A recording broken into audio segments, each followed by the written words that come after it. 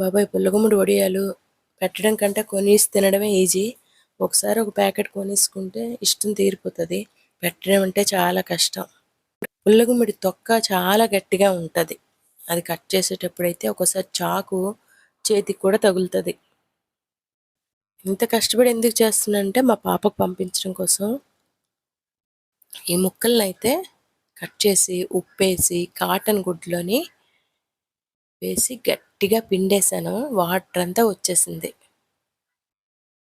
అలాగే అల్లం, పచ్చిమిరపకాయలు, జీలకర్ర మరీ మెత్తగా కాకుండా ఇదిగో ఇలా రుబ్బేసి ఈ మినపరుబ్బులో కలిపేశాను. మినపరుబ్బు అయితే గట్టిగా రుబ్బాను అనుకోండి, నీరు కొంచెం వేసి రుబ్బాను, గ్రైండ్ చేశాను. అలాగే ఉప్పు కూడా వేసాను. మొత్తం బాగా కలిపేసి కొంచెం బియ్యం పిండి వేసాను. ఇలాంటివి తినేటప్పుడు బాగుంటాయి కానీ పెట్టేటప్పుడే ఒక సపోర్ట్ ఉండాలి. మేడ మీదకైతే వెళ్ళి 7 అయింది. చిన్న ఎండ వచ్చింది. కొంచెం బియ్యం పిండి జల్లి పెడితే గుడ్డకు అంటుకోదు.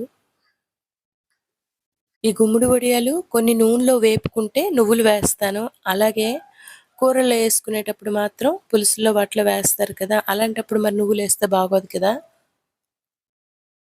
మరి దీంట్లో అయితే నేను నువ్వులు వేయలేదు, కూరలో వేసుకోవడం కోసం చేశాను. టేస్ట్ అయితే మరి చెప్పక్కర్లేదు, అంత బాగుంది.